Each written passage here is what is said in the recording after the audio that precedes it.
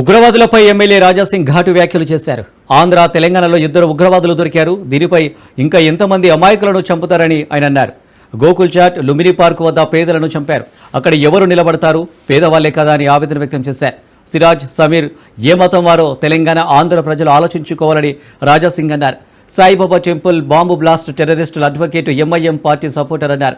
NIA పోలీసులకు విజ్ఞప్తి, టెర్రరిస్టుల target ఎవరనేది ముందస్తు సమాచారం ఇవ్వాలన్నారు. హిందుత్వం కోసం పనిచేసే వారిని టార్గెట్ చేస్తున్నారని రాజాసింగ్ తీవ్ర స్థాయిలో భగ్గుమన్నారు. ఒక 2 టెర్రరిస్టు దొరికినారు. ఒక్క టెర్రరిస్ట్ ఆంధ్ర నుంచి, ఇంకో టెర్రరిస్టు తెలంగాణ నుంచి. సిరాజ్, సమీర్ పేద ప్రజలని సంపనికి టిఫిన్ బాంబులు తయారు చేసినారు. ఎక్కడెక్కడో ఆ టిఫిన్ బాంబు పెట్టి పేల్చనికి కుట్ర చేసినారంట. నేను ఒక మాట చెప్పాలనుకుంటున్నా, ఇంకా ఎంతమంది అమాయకుల్ని మీరు చంపుతారా?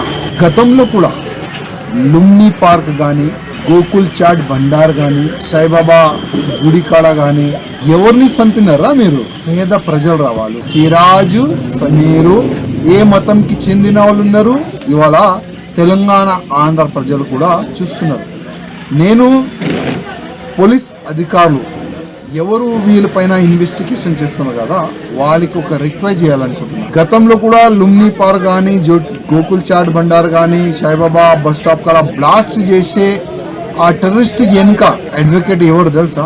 ఎంఐఎంకి చెందిన ఒక అడ్వకేట్. వీళ్ళ వెనుక కూడా ఇదే ఎంఐఎం వాళ్ళే అడ్వకేట్ పెడతారు ఫైనాన్షియల్ గా. కానీ ఇదే ఎంఐఎంఓలు వాళ్ళకి సపోర్ట్ చేసిన తర్వాత వాళ్ళు జైలు బయటకు వస్తారు, మళ్ళా బాంబులు తయారు చేస్తారు, ఇంకా ఇక్కడిక్కడ బ్లాస్ట్ చేస్తారు. తెలియదు.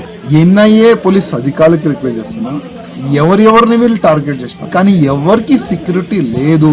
కనీసం వాళ్ళకైనా మీరు ఫోన్ చేసి లేకపోతే పిలిచి చెప్పండి, అయ్యా నువ్వు టార్గెట్లో ఉన్నావు.